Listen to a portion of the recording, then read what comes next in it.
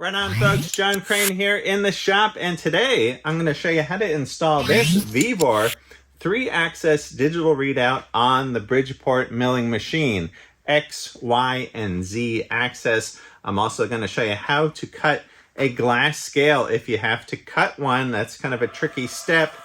And if you're installing one of these on your own milling machine, I suggest you watch this video all the way through. That way you'll feel like you've already installed one. It's just going to make your process that much easier. All right, let's get right into it. All right, here's what you get out of the box from Vevor. Now, I got one box in the shipment that was the glass scales, and I also got this, the digital readout, in another shipment. Now, this digital readout, I've seen a lot of other people selling this exact digital readout, Matthews Precision, Grizzly. There's a lot of people selling this same display. But Vevor has a good price on all this, and I'm going to put a link in the description. And I emailed them and I said, hey, do you have a discount code you could give the viewers of my channel? So if they just shot me a discount code, I'm going to put that in the description. They're not paying me. This isn't sponsored. I bought all this myself.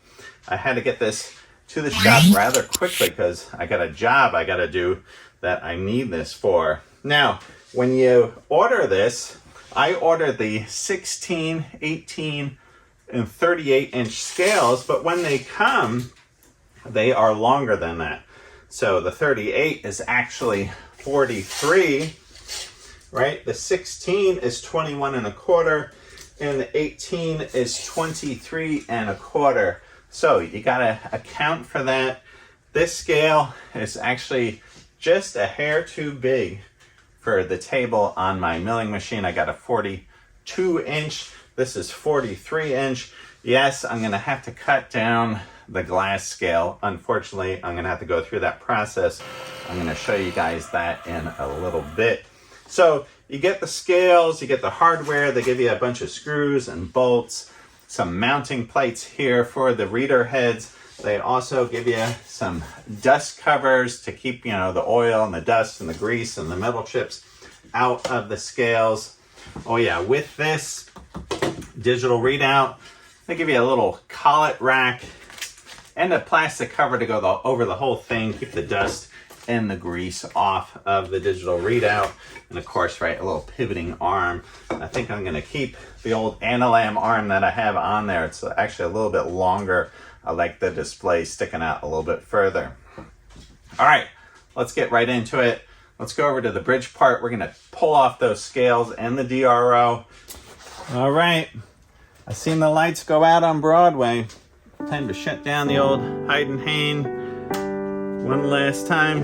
Who knows, we might bring it back out at some point. All right, I'm gonna pop this all off.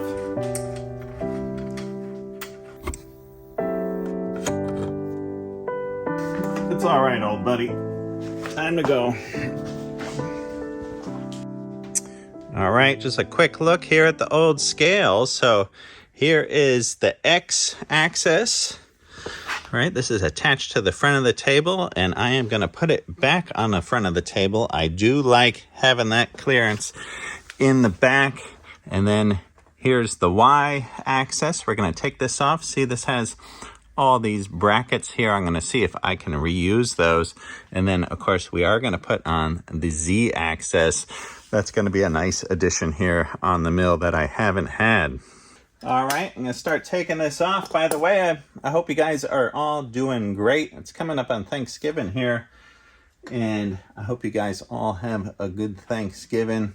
Hope you're doing some fun things in your own shop. All right, let's pop this off. All right. Okay, I just popped the end screws out of that old cover.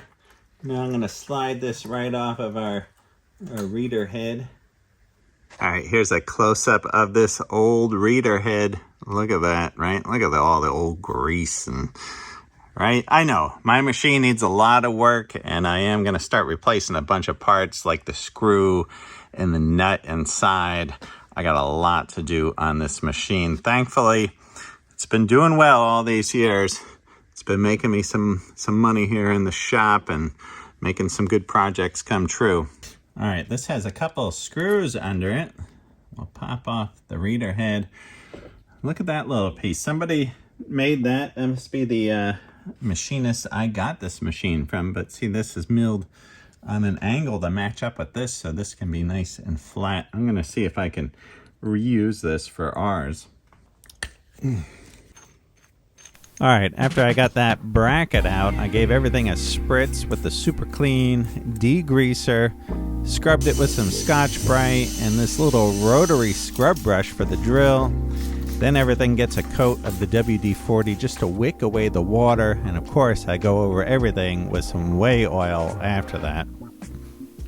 Okay, the first thing I'm going to do as far as attaching stuff is I'm going to put this up on the stand. Now it does come with this little combination. I have the old Analam. There's an old Analam arm on the mill that I'm going to use. It's a little bit longer, but I'm going to use that setup. It comes with these two right angle clips, and these get screwed to the bottom. It's got a 3mm Allen wrench. Okay, then we got this guy right here that just slides in between those two brackets. A lock nut in a washer that tightens this all down. Okay, now over here at the stand, I got a plastic washer. I'm going to drop this right down. Now, if you wanted to, you could add this collet rack. Now, I believe that will go right in there, and then you can stick your collets right here. I'm not going to use that.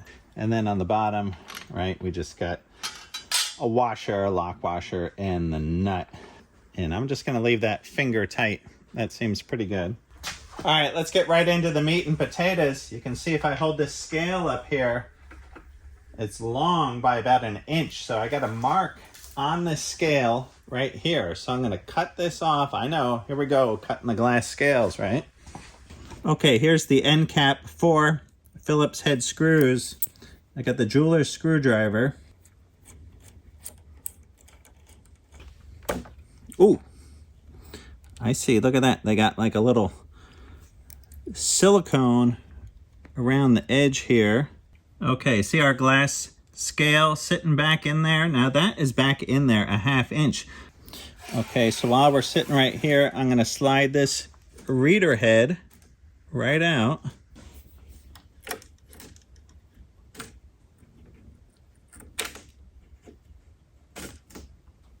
All right, there is our reader head.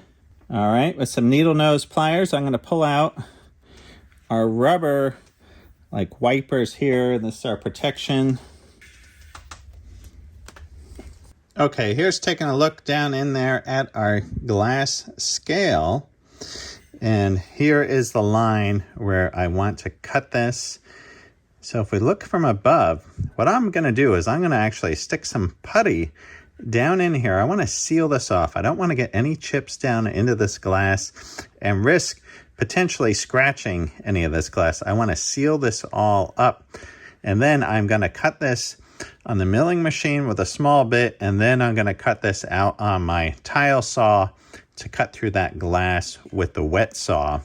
I got this right here, the Fun Tack mounting putty. I'm gonna pack a little bit of this on either side of that.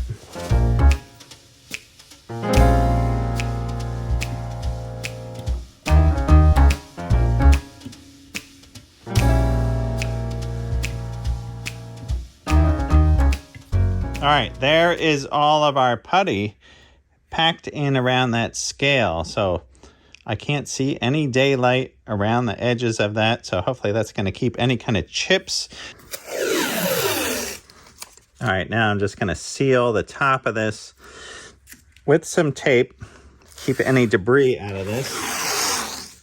All right, over here on the Bridgeport mill, here is my setup. So we got a 1/4 inch bit, and I'm gonna cut right along this line. I have some heights marked here so I don't cut into the glass, and I'm gonna leave a little bit of aluminum here on the back.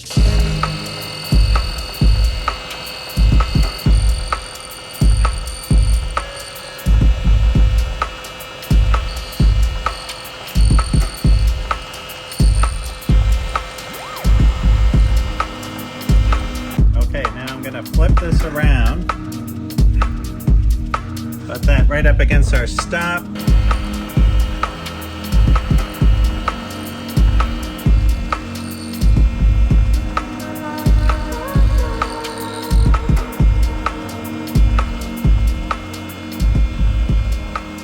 Okay, I'm gonna pop this carefully out of the vise.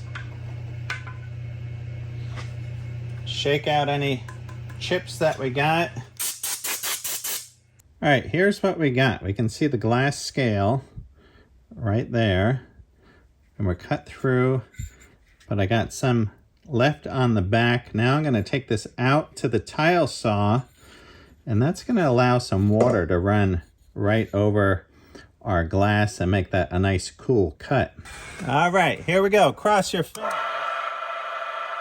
Now, specifically in the saw, I do have a diamond blade that is for cutting glass and mosaic tiles. Now, I suppose you could also do this with a 4.5-inch angle grinder with a small diamond cutting blade, maybe running a little bit of water over the glass, but this tile saw is working great to do this job. All right, that worked beautifully. All right, now I need to cut this glass back 3/16 of an inch. And by the way, that wet saw, you see how nice of a job that did? Be nice if that was able to reach back in there. But what I got now is I'm gonna put a little bit of water in here with this squirt bottle. And I got this on the Dremel tool here.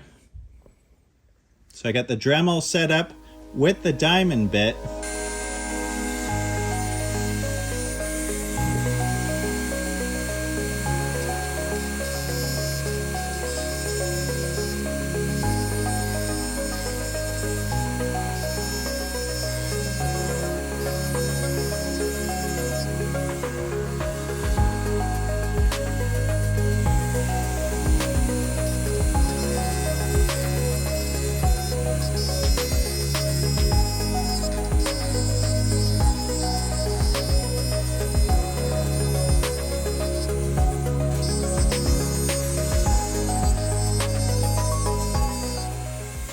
All right, I switched to this pointier bit so I can get in there.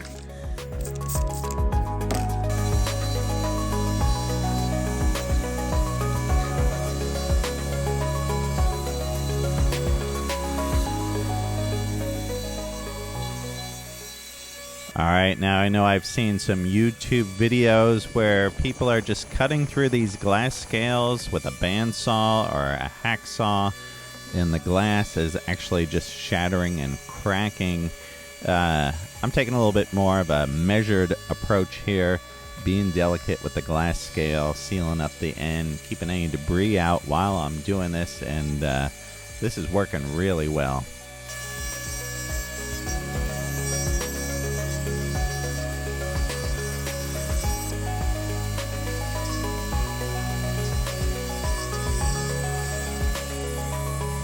All right, back here on the mill, we're just gonna take a cleanup pass.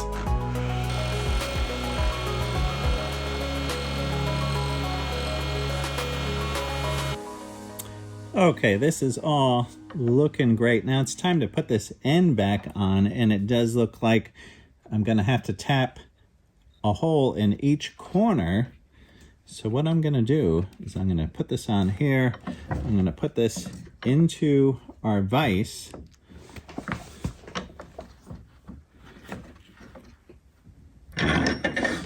Just like that. All right, so screw-wise, we have a metric number 2 by 0.4. Check that on my little screw checker. So I pulled out a 2.4 tap here, metric tap. Look at that little tiny guy. And I got this drill bit right here, which this turns out to be a 1.60 or 0.063, which works out to be a number, I think it's a number 52 drill bit. So I'm going to use this as my guide.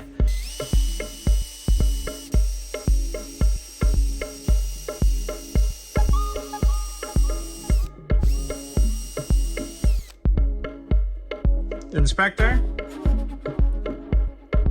I need need you to check this out. What do you think? How you doing? Huh? All right, now we're gonna put a little tap magic on here, a little tapping fluid, and let's see if we can get these guys tapped.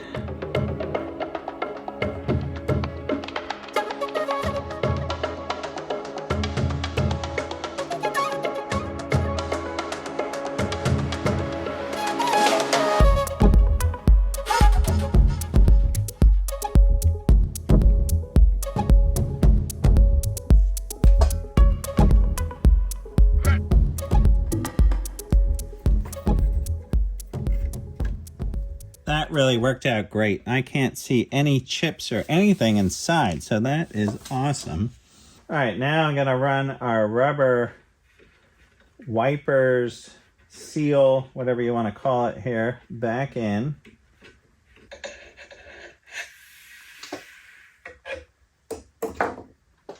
Okay, with those installed, now I'm just gonna slice these off.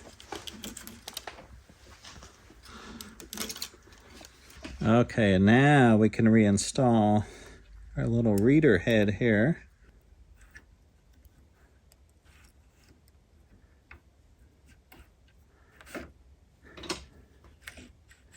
Yeah, just like that. All right, now I'm just gonna put a little silicone all around the edge here and seal this up again. I got our 4 screws already in place.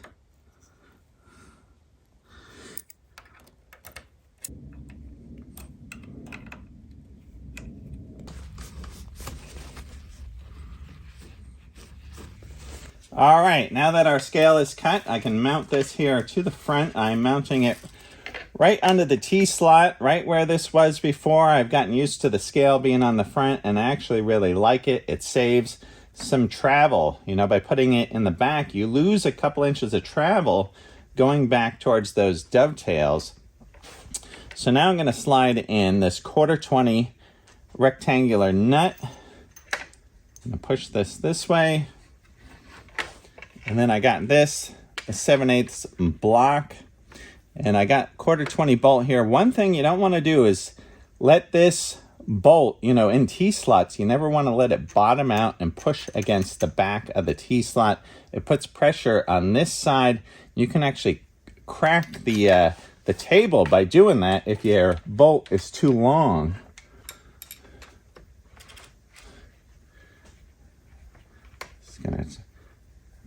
Just gonna loosely tighten that right there. All right, and same thing over here on the other side. I'll slide in our nut. And there's lots of adjustment up and down here. Okay, now I gotta modify this piece right here to fit on top of this. This has 2 slotted holes in the bottom, and I wanna elongate these holes, cut this down, cut the front off of this, and make this so it fits right on top. So I'm just gonna draw a couple lines on this.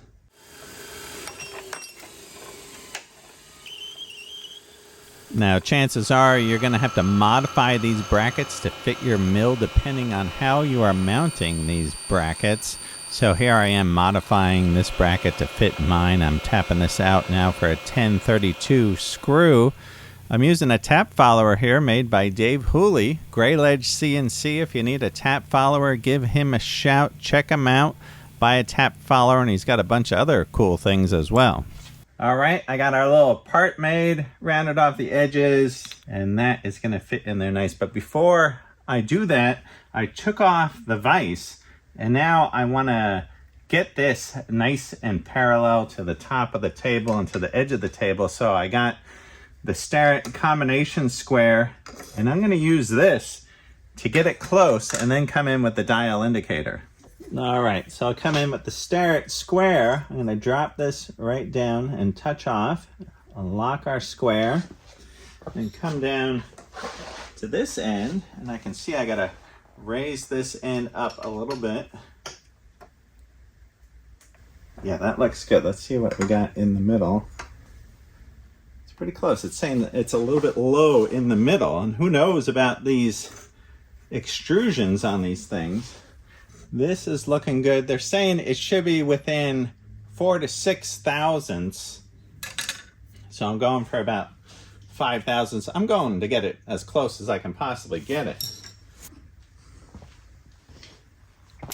All right, let's set up our dial indicator right here.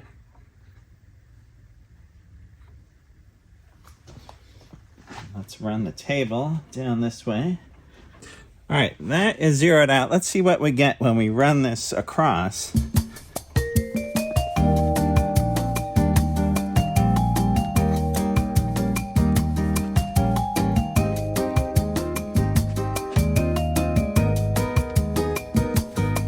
Okay, that looks to be about 10, 11 thousandths.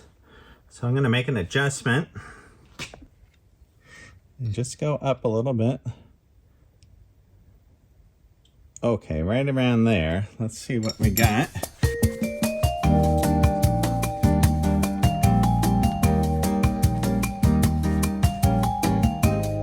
All right, I've been sweeping this back and forth. I'm getting 0 on either end, but it looks like we're taking about a 6 thousandths dip in the center. So what more can you do? I got the ends nice at 0. I feel like we're within their tolerance, I guess, of 6,000. All right, I probably should have started first indicating this face and then going up and down after I get the shims out. But I'm hoping that this is going to be close in and out. So I'm going to change our dial indicator right now. Okay, I got the setup 0 right here. And let's give this a dial down.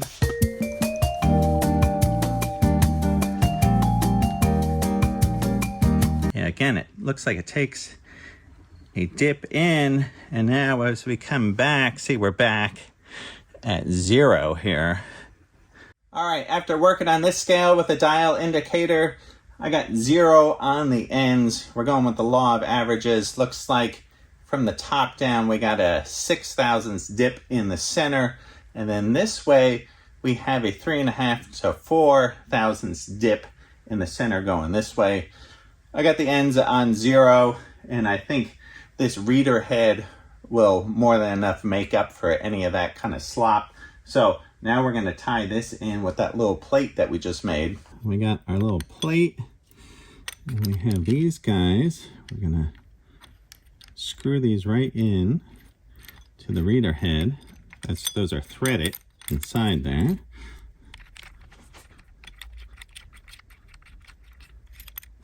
And while those are on there loosely, we're going to come up from the bottom with these screws.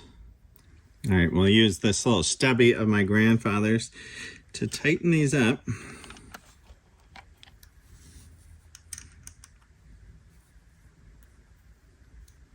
And I'm just going to loosen these up a little bit, and I'm going to run this back and forth.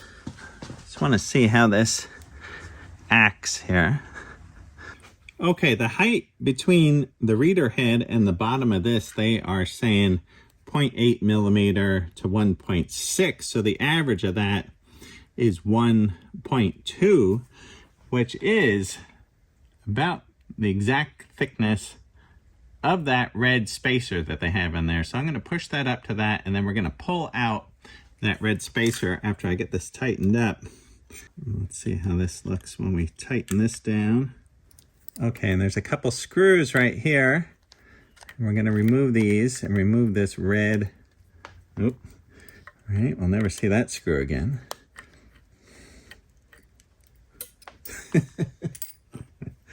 All right, let's pull this out.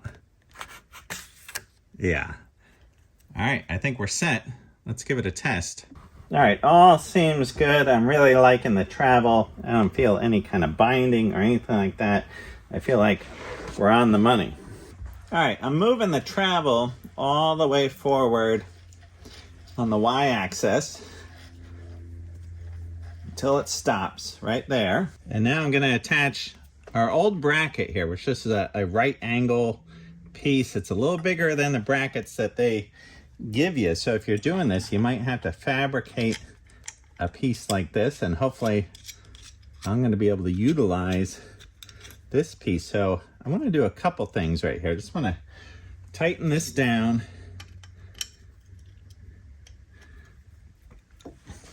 And then I'm going to take a marker. So I'm going to put a mark here and here. And this kind of indicates the end travel of our reader head will actually be within these parameters. So now let's move this. All right, let's roll this all the way back. And we want to see the maximum travel of our reader head and make sure our scale is set up properly when we attach it to the knee here. That's the end of our travel. And with that, again, we're going to put a mark right here and right here. And that's the end of our travel. Now we can put our scale up here, and we can see that our scale runs past on either end here. And let's see what we got here. We got 2 7/16. Same here, 2 7/16 past. So now I can put a little line here. We know the end of our scale is going to land right there. There's plenty of room here for the reader head to come, and even some extra on either end. All right, and to hold this up, I got a couple indicator bases. So I'm going to put, oh, here, I'm picking up all my screws here. But, all right. And then I can kind of gauge the height here of where I want this to be. I think we're going to go up just like that. Okay, now that I got this at the height, kind of an average height that I like it, now I'm going to use the square. I'm going to come right off of these ways here. So I'm going to get that distance, lock my square. Yeah, right there. And now come down to the other end. Bring you guys over here to the other side. I'm going to bring this magnet up. Yeah, right about there. And see, that gives us lots of adjustment with this slot. All right, I got the transfer punch. Gonna go right there in the center. Give that a tap. Get that kind of right in the center. There we go, nice. Okay, now I got a center drill.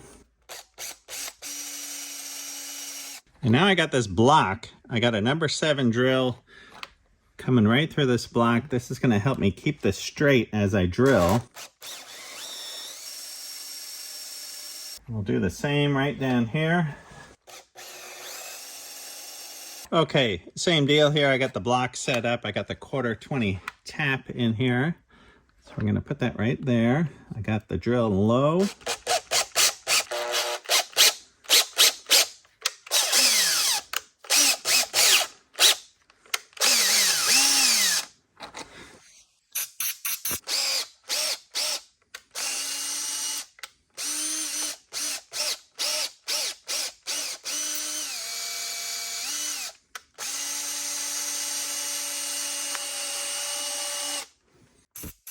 Okay, and earlier I did make some spacer blocks. This will hold the scale off of the knee about 7/8 of an inch, and I did widen out these slots on the scales with a 1/4 inch end mill. Now I've got these little spacer blocks. I'm going to put these right behind. I got my 1/4-20.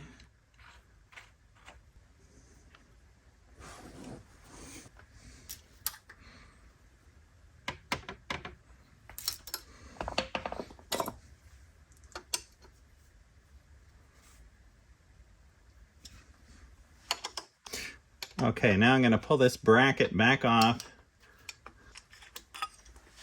to make way for our indicator.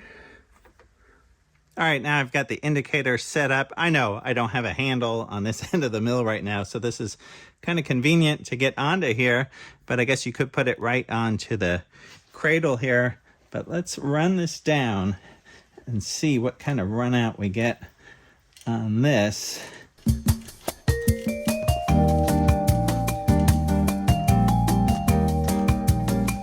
Okay, it looks about 9 thousandths. So we got to shim this back end out 9 thousandths of an inch.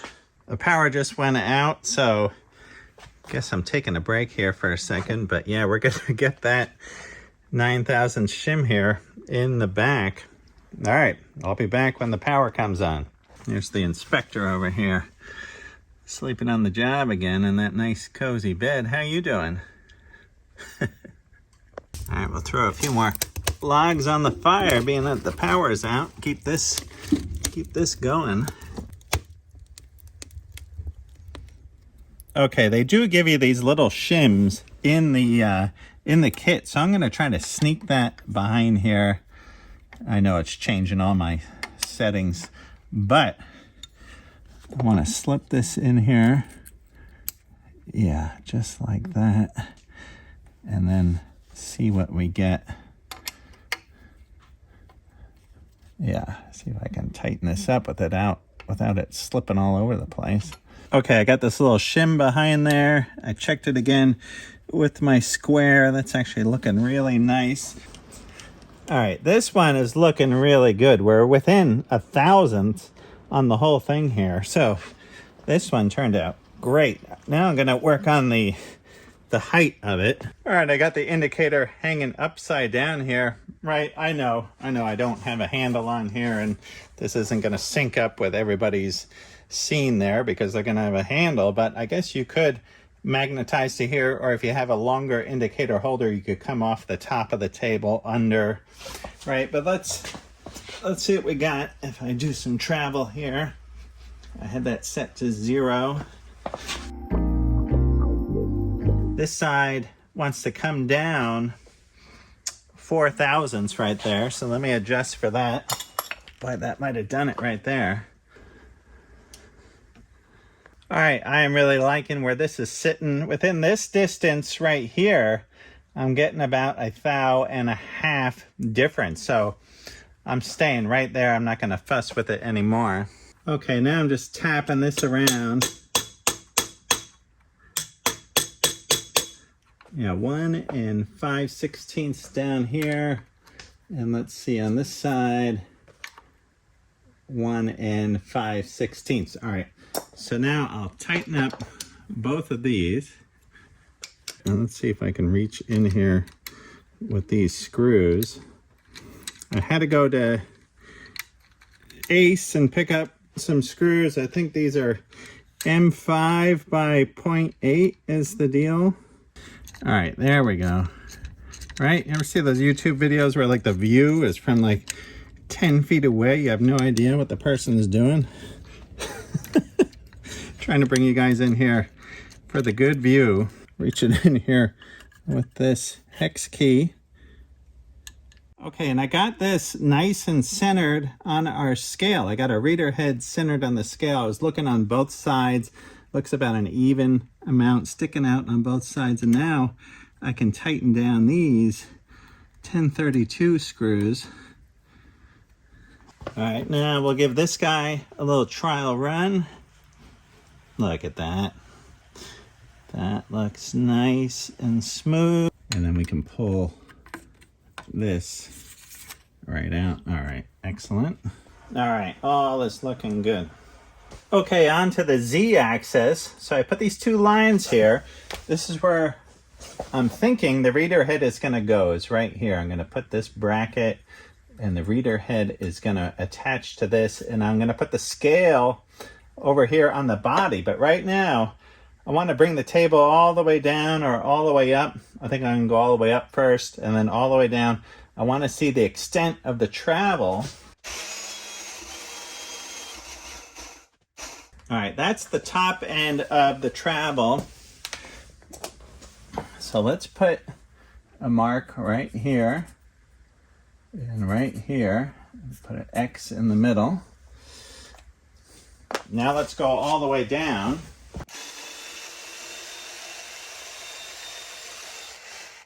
Let's see, I'm gonna hand crank this down to the bottom because I don't want to ram it down to the bottom. Okay, there we are. That's at the bottom. So let's put another mark right here and right here. All right, now this is very interesting. I was looking at this the other night, and I do some preliminary research before I put the DROs on, looking at other YouTube videos and what other guys are doing. But a lot of guys are putting the scale on the knee over here. And I got looking at this and I'm like, boy, that is not possible. It's just not going to work. So, I've seen other guys do that in videos, but if we hold up this, right? So look, our reader head right here, right? We have a little bit room past, and we only have a little bit past up here. You need this length of scale to make this happen, to get the full travel of this knee. Now, if it was the other way around, and we try to put the scale on the knee, it's just not going to happen, right? It would have to be way up above here, and you can't have the scale sticking out above the knee. Like this is going to run into it. Boom. That's not going to work. And you can't have it sticking below, right? Because it's going to run into the base. So I don't know how those other guys are getting away. They're sacrificing a lot of travel in their knee up and down if you put the scale on the knee. You got to mount it on the body here, and you got to put the reader head here on the knee. Unless you guys are seeing something different, and maybe I've inhaled too much, rapid tap fumes, but that is what I'm seeing. I'm going to have to mount this on the body, and I like that. The only disadvantage is that this is facing the mill. I'm going to have to put some sort of cover to keep anything from splashing on our scale, hitting it this way. And I'm going to hit this with our transfer punch.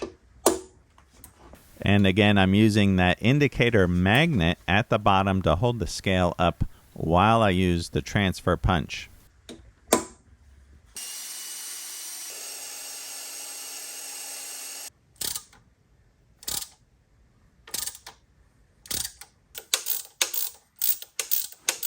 All right, time to install this scale. Again, I'm putting the blocks on the back. Got the 1/4-20 bolt going through. This one on the bottom, I had to grind the back of the block a little bit because there's a little bit of a slant on the body of the Bridgeport. So I just took a little bit off on the disc sander. Okay, as far as dialing this one in, I'm going to use a straight edge right off of our dovetail, off of our Bridgeport way. Okay, and I raise the knee up so I can do the same here at the bottom. All right, again, I'm using this magnet, and these are great in this whole process. Just a little helping hand. Again, I'm going to strike this with the transfer punch right here in the middle. I'm going to drill and tap this. I'm not going to show you the whole deal. You've seen enough drilling and tapping for one video. Okay, for this guy here, this used to be this long, and I just cut that off of that piece, and now I'm using it as a spacer, actually right behind it, because I need it to shim it out a little bit. This one I'm doing a little different. I'm getting screws right into the back of our reader head. So now I'm going to run our screw right through. I ran out of socket head cap screws. So now I'm switching to what I got in the bin box. I got some Phillips head. Okay, now I'm going to put in some screws from the back. That's a little different than the other ones. So I'm coming into kind of the bottom of our reader head rather than a screw into the side. And I'm putting some washers on these because these slots are a little bit big for this size screw. Okay, I did sweep this up and down with the dial indicator, and of course it is nice having that power feed up and down. I got to put power feed on all these deals, but again, I'm getting 0 at the bottom and 0 at the top. It takes like a 4/1000 dip in the center. This way though, I'm pretty straight, so that was real nice. And that was nice coming off of these ways with that flat edge, that straight edge. That really helped get that almost perfect just by setting it with a straight edge. Okay, and then connecting our cables to the top, I did label these before I ran them. So I got the X, Y, and Z. It looks like we got the X here at the top. And our Z axis. And now I'll screw in Phillips head here. So I'm just going to tighten all of these down. Okay, now I'm working on some of the cable management. So as this comes down here, I got this tied with a couple zip ties. And I got this one coming out back here. And I got this one here tied to the knee, a little strain relief. And then here I've zip tied these 3 cables all together, I don't know, every 8 inches or so, up to our DRO. Now, what I'm going to do is I'm going to wrap this in a sleeve. All right, this is the wrap that I bought. It's called Safe Spiral. I'll put a link to this in the description. This is 1.25 inch diameter, and this is mostly used for wrapping hydraulic lines to protect them, but I thought it would be good for this use here. This is a 20-foot length, so I'm going to pop this out, wrap up our cable. All right, I'm going to cut myself a length of this. Try to give myself maybe a little bit extra. Ooh, see, this stuff is pretty durable. All right, this is going to take a few minutes. I'm not going to bore you with the details. I'll be back in a few seconds. Alexa, play the Beatles. This is the Beatles from Spotify.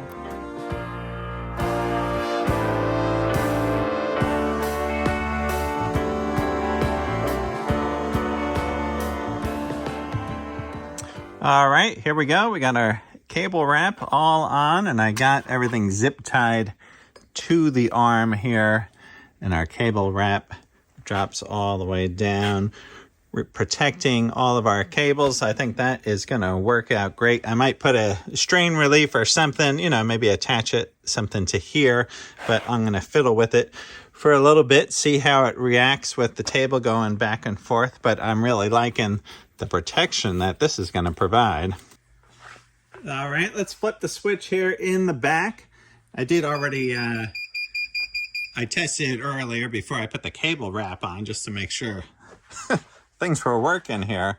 But this looks pretty good. I'm going to have to get used to this interface as I've been using the old Heidenhain. But this looks like it has a lot of great features. Let's test it out and see how it's working. All right, I'm going to give a crank here on the X. Let's see. Let me zero these guys out.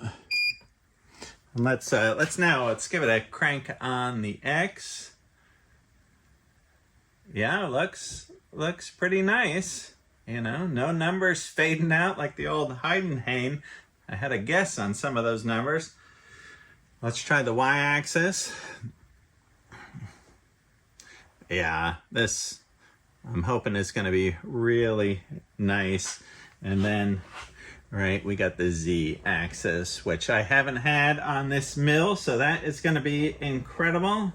Very, very nice. I'm very happy with the setup so far. Okay, now I think protection-wise, since this is facing the mill and is subject to coolant and that kind of thing splashing on it, I think I'm going to have to put in one of these rubber guards here on the back. I should put one of these on anyway, but maybe I get one that's wide enough that extends out to here, or I just make one that is going to prevent dust, dirt, coolant, that kind of thing from flowing at the scales. So in a future video, you'll see me installing one of these rubber guards here on the back. Who knows, I might fabricate one myself.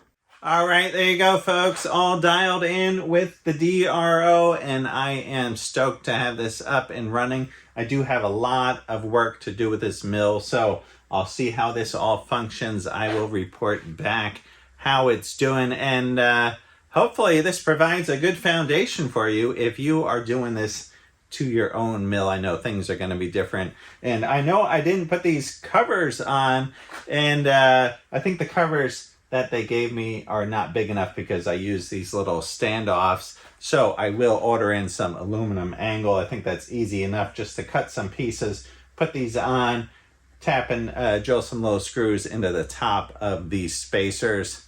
All right, hope you guys enjoyed this video. Hey, be sure to check out the description I'll put that discount code in from Vevor in the description. That might change over time depending, sometimes they can give me different discounts at different times. So I might update the description often with a new discount. Anyhow, all right. Hope you guys are doing awesome, and hope you enjoyed this video, and I'll see you all soon. Hope you guys are doing great. All right, right on. Happy holidays. Ooh, yeah, one last little touch here. All right. Now we got it going on. Right on.